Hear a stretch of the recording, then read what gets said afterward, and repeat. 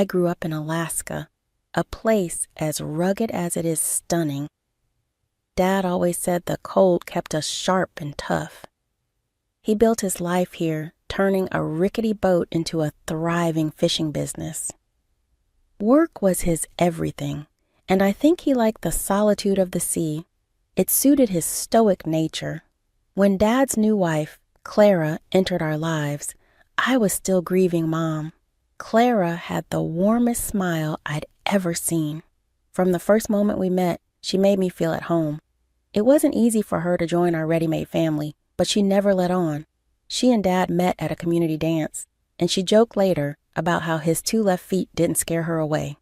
"Emily, your dad could sink a ship with those dance moves, but somehow he caught me," she'd laugh, making pancakes on a Saturday morning. Clara didn't have any kids of her own, and she dived into being my stepmom without a second thought. Looking back, I guess she was what held everything together, especially when Dad was off at sea. I was close to Dad, but he wasn't much of a talker.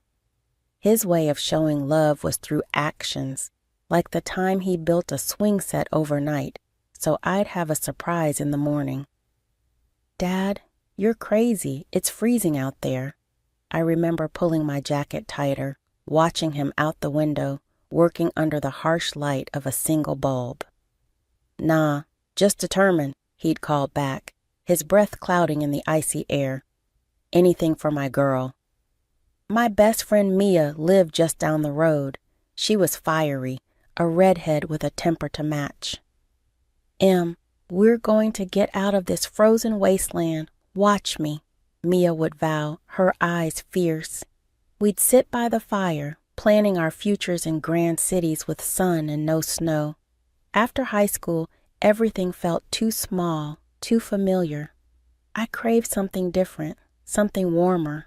California was calling, a place as sunny as Alaska was cold. I'd spent nights dreaming of beaches and palm trees, anything but ice. Dad wasn't thrilled at first. The distance bothered him. "You sure about this, Emily? California's a long way from here," Dad frowned, his hands deep in his pockets as he spoke. "Dad, I love it here, but I got to see what's out there. Plus, I can always come back." I tried to sound more confident than I felt. Clara was the one who smoothed things over, like always. "Let her go, Jack. She'll be fine. She's got your stubbornness, doesn't she?" In the end, Dad agreed, his gruff voice softer than usual. "All right, but call your old man sometimes, yeah? Don't forget where you come from." Landing in California was like stepping onto another planet. I enrolled at the university, eager to dive into my economic studies. The campus was sprawling, lush with greenery I'd only seen in magazines. My first day, I remember feeling a mix of nerves and excitement bubbling up as I navigated through crowds of students, all seeming to know exactly where they were going. I was just trying to find my first class without looking like a lost puppy. "Hey, you look a bit lost first day," a voice called out from behind. I turned to see a girl about my age, her skateboard tucked under one arm, a grin spread across her face. "Is it that obvious?" I replied, trying to muster a smile while adjusting the heavy backpack slipping off my shoulder. "Only to a fellow newbie. I'm Jess," she said, extending her free hand. "Emily, nice to meet you, Jess," I managed, shaking her hand. Her grip was firm, friendly. Jess became my first friend in California. She was from San Diego, so not quite a local, but close enough to give me pointers. "You'll get used to it. Everyone's from somewhere else here," she reassured me as we walked to class together. Classes were tough, but I thrived on the challenge. Economics made sense to me. It was numbers and patterns, a language I understood well. During a group project, I caught the eye of a teaching assistant, Mark, who seemed to always find a reason to linger by my side. "You've got a sharp mind for economics. Ever consider going into finance?" Mark asked one afternoon as we reviewed my project draft. I'm more into the big picture stuff, not just moving money around, I said, not wanting to admit how little I knew about the finance world. Fair enough, but think about it. You'd be good, he nudged, a playful smirk on his face. Mark was different from anyone I'd met. He had this easy charm, a quick wit, and a smile that could disarm you in an instant. We started seeing each other outside of class, casual coffee dates that turned into long walks, talking about everything and nothing. But it wasn't all playful banter and sunsets. Sometimes I'd catch a sharpness in Mark's tone when things didn't go his way, a hint of something I couldn't quite put my finger on. Still, I brushed it off as stress or the occasional bad day. We all had them. University life passed in a blur of exams, late-night study sessions, and more time with Mark. Before I knew it, graduation was upon us. Then one day, Mark said it was time I met his mom. I was nervous, but excited to finally meet the woman he always praised. "So, you're the girl who's captured my son's heart," she said, giving me a tight hug that caught me off guard. Inside, she was all questions, poking around every part of my life from Dad's fishing business to where I went to school. "Emily, with your background and how well you and Mark get along, we should really be thinking about a wedding soon, don't you think?" she suggested over dinner, her tone casual but eyes sharp with expectation. I almost choked on my water. "Oh, that's a bit fast, isn't it?" I managed, glancing at Mark, who just smiled like it was nothing new. "Oh, not at all. When things feel right, why wait?"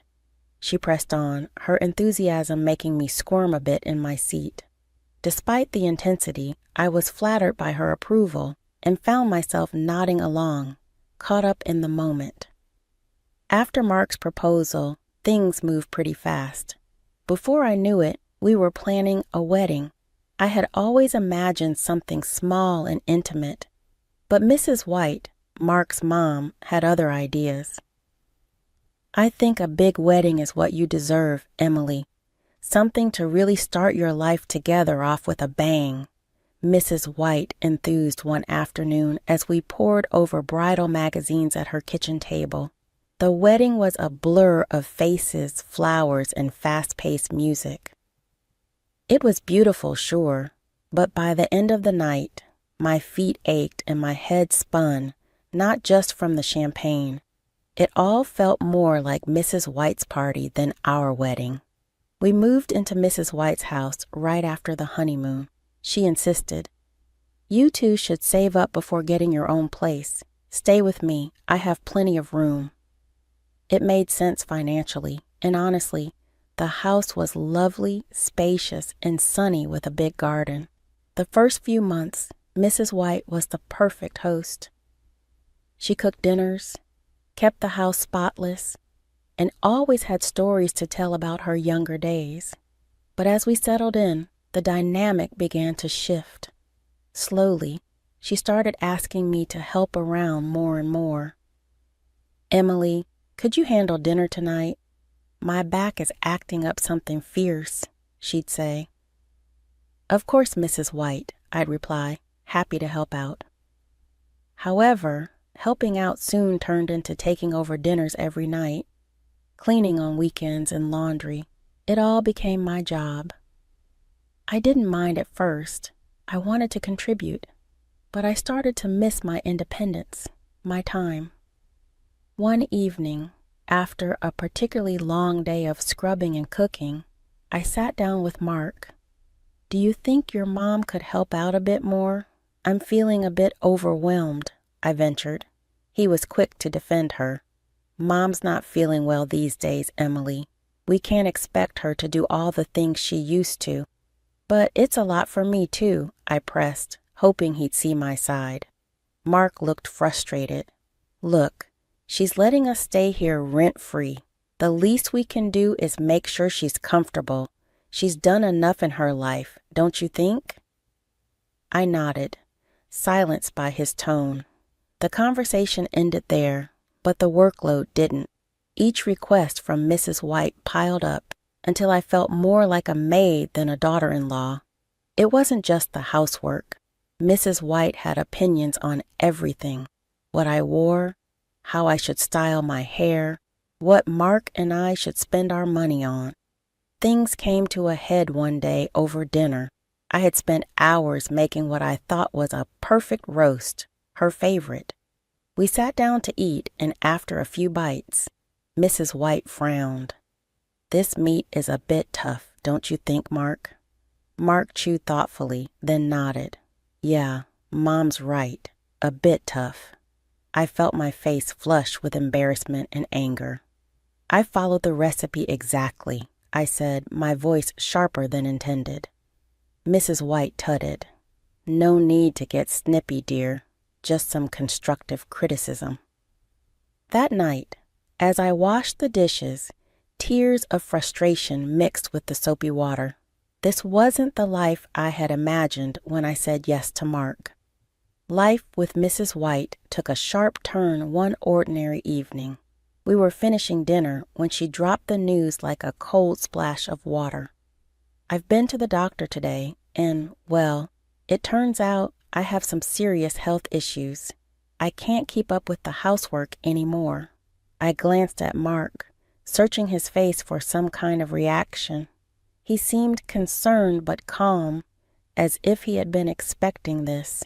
Turning to me, he said, "Emily, I think it might be best if you quit your job to take over here, just until Mom gets better." The suggestion hit me like a ton of bricks. Quit my job? The job I love that gives me a sense of independence? "Mark, I'm not sure about this. It feels extreme," I said.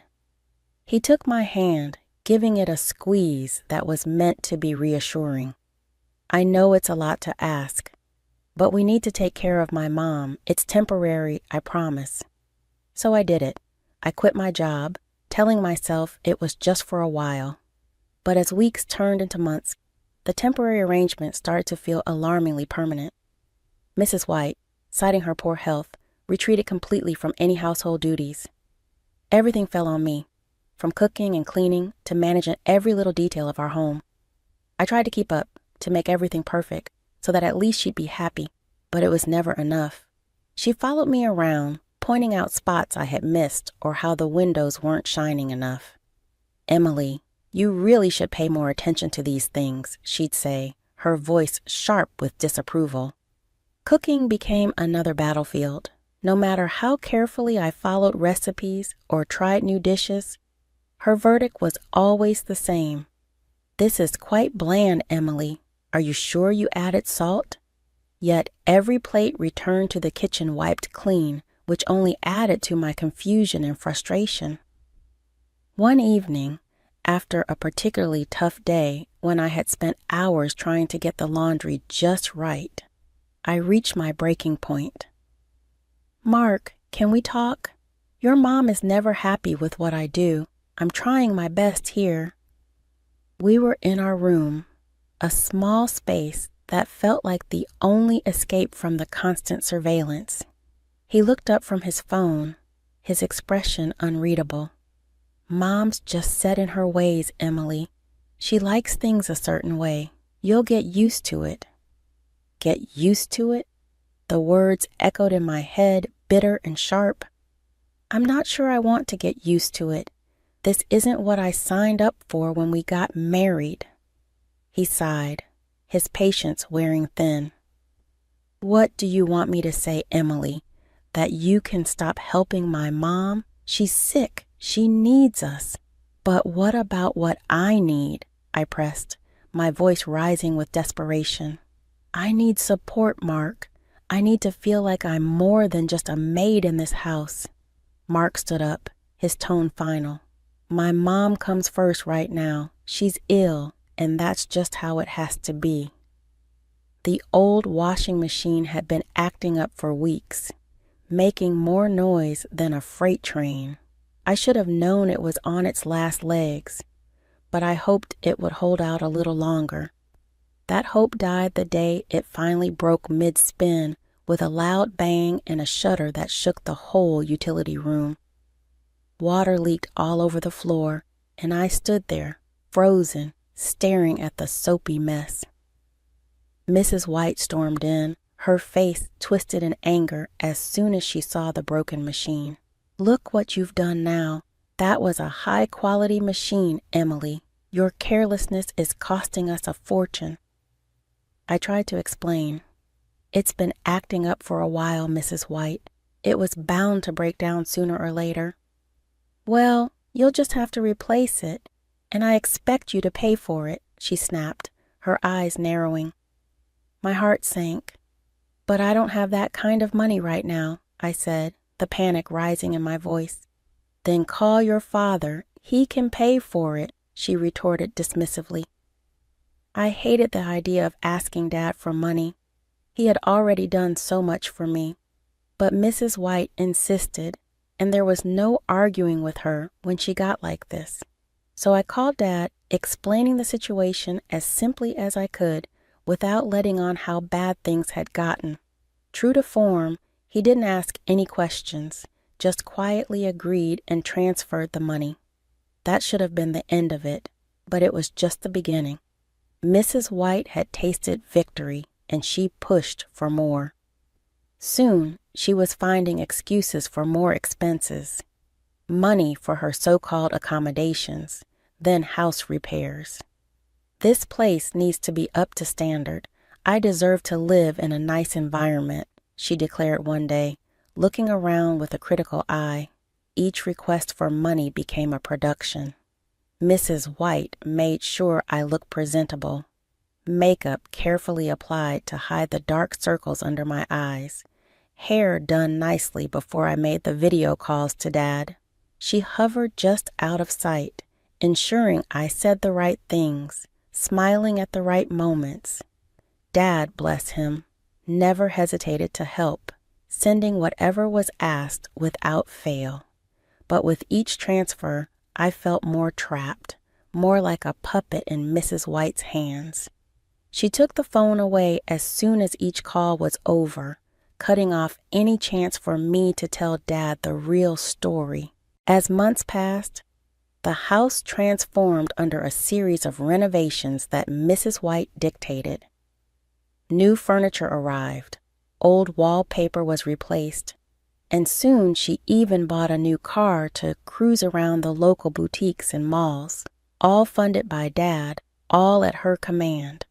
Meanwhile, I was left to manage not just the endless chores, but also the mounting guilt of seeing Dad's hard-earned money being spent on luxuries while I could barely cover my own needs. Ever since the wedding, Marka had been drifting further away from the man I married. He became harsh, dismissive, and seemed to prefer the company of his friends at the bar over coming home. I had started to feel more like a nuisance than a wife, and the thought of divorce had been creeping into my mind more and more. But then I found out I was pregnant. I pushed those thoughts aside, hoping that maybe, just maybe, the news of the baby would bring us back together, soften both him and his mother. But I was wrong. When I told Mrs. White about the pregnancy, her eyes sparkled not with joy for the forthcoming grandchild, but with the anticipation of the financial leverage she now held over me. "You'll need to ask your father for more money," she said without missing a beat. "Babies are expensive, and we need to be prepared." Mark's reaction was even more disheartening. He barely looked up from his phone when I told him, and his subsequent comments about my changing body were cruel and cutting. "Looks like you're ballooning up already," he'd sneer, making me feel even more isolated and vulnerable. As the months wore on, the situation only worsened. After our son was born, I was overwhelmed. He was a beautiful, fussy infant who rarely slept through the night. I was exhausted, always trying to catch up on sleep, comfort our baby, and somehow keep up with the endless demands of housekeeping and cooking. Mrs. White and Mark expected the home to be spotless and dinner to be on the table, regardless of how little sleep I'd gotten. One afternoon, running on mere snippets of sleep, I tried to cook dinner while holding our crying son. My eyes were heavy, my arms even heavier. I set our son in his swing right next to me, hoping he'd settle just long enough for me to finish cooking, but my body had other plans. I nodded off, only to be jolted awake by the smell of burning. The casserole I had put in the oven was smoking, the kitchen filled with the acrid scent of charred food. Mrs. White rushed into the kitchen, her face contorted with anger. "What is this? Are you trying to burn the house down?" she screamed as she yanked the oven door open and pulled out the ruined dish. I just fell asleep for a moment," I stammered, trying to explain, to apologize. "That's no excuse. You're wasting food and endangering us all," she scolded fiercely. "You're not eating tonight. Maybe that'll teach you to stay awake." I was too tired to argue, too defeated to fight back. I nodded, swallowing the lump in my throat, feeling the sting of tears in my eyes. That night, Mark came home late, reeking of alcohol. He stumbled into the nursery where I was trying to soothe our son back to sleep. The baby's crying seemed to pierce right through Mark's last nerve. "Can't you keep him quiet?" he slurred, his voice loud and harsh. "I'm trying," I whispered, my voice shaky. Mark shoved past me in fury, his shoulder hitting mine hard enough to send me stumbling into the doorframe, still holding our son. Fear and pain flashed through me, but it was the look of fright on my little boy's face that finally broke me. I had been planning my escape quietly, waiting for the right moment when everything aligned. The final trigger was the next transfer of money from Dad. Once it hit my account, I knew I had everything I needed to get away. I chose a day when I knew Mark and his mother would be out. I didn't pack much, just a bag with the essentials for me and my baby. It was hard to think I was leaving my life behind, but the thought of another day in that house was unbearable. I dressed quickly, pulling on an old jacket, and wrapping my son up warmly against the chill. I called a taxi, my hand shaking slightly as I did. The drive to the airport was the longest of my life, every minute ticking by slowly, filled with the fear of being followed or found out. At the airport, I bought our tickets with the cash I had withdrawn, using the money Dad sent.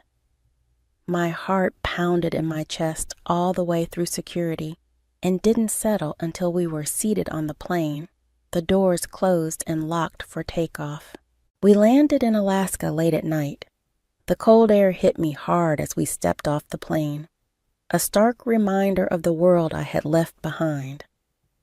I took another taxi directly to Dad's house, clutching my son to my chest, feeling his warmth and the beating of his small heart. When I rang the doorbell, it was past midnight. I was exhausted, emotionally and physically, my hair tangled, my face stained with tears. Dad opened the door, and his face, initially confused, dropped in shock when he saw the state I was in. "Emily, what's happened?" he asked, his voice filled with concern. I couldn't hold back the tears any longer. "Dad, I need help. Please save me," I sobbed, the weight of the past months pouring out in those words. Once we were settled in the living room, Clara handed me a cup of hot tea. The warmth was a small comfort against the chill that had settled deep inside me. I began to tell them everything, the control, the abuse, how isolated I'd become. When I showed them the bruises, marks I'd hidden under clothes and makeup, Dad's face turned hard, his fists clenched in anger.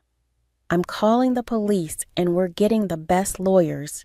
No one treats my daughter like this," he said with a resolve that made me believe for the first time in a long time that everything might actually be okay. Life settled into a rhythm I hadn't known for years back here in Dad's house, with the crisp Alaskan air filling my lungs each morning. After all the legal battles, the dust finally settled. My divorce from Mark went through without a hitch, and the courts didn't go easy on him. After hearing about everything, he was fined for the abuse. Seeing justice served was a relief I can't put into words. It wasn't just about him either. The lawyers dug deep and found out that a lot of the money Dad sent to support me had been swindled by Mark and his mother, over $200,000. Can you believe it? They were ordered to pay it all back, but of course, they didn't have that kind of cash lying around. They ended up having to sell the house to cover the debts. I heard through the grapevine that Mark's been shunned by most of his friends and can't even land a decent job now. And Mrs. White? Well, she's clocking in hours at some job now, and they both downsized to a small apartment in a not-so-great part of town. It's a far cry from the life she made me miserable in. Dad and Clara have been my rocks. Clara's turned into the grandmother my son never had, and Dad, well, he's just been amazing. They adore the little guy, and having their support means I can start thinking about the future again, really planning, not just surviving. Just this morning, over coffee, Dad and I were out on the porch watching the sunrise. He turned to me, his eyes all serious but kind. "Em, you thinking about what's next? You've got a whole life ahead to rebuild." I nodded, cradling my mug. "Yeah, Dad, I am. Thinking of maybe starting a small business, something from home so I can stay with the little guy." "That's my girl," Dad said, his voice rough with pride. "You ever need help, you know where to find me." And that's just it. I do know. For the first time in a long while, I feel like I'm where I need to be.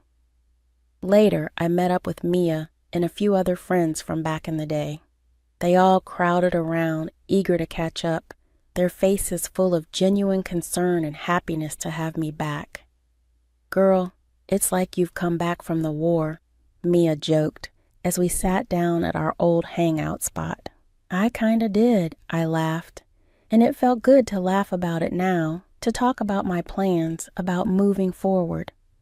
"We're just glad you're okay, Emily, really okay," another friend chimed in, and I felt a warmth spread through me. "Yeah, I'm okay, better than okay. I'm home, I'm safe, and as I lay down each night, with my son sleeping soundly next door, I think about how we've both been given a second chance at happiness, and this time around, I'm going to make sure we grab it with both hands."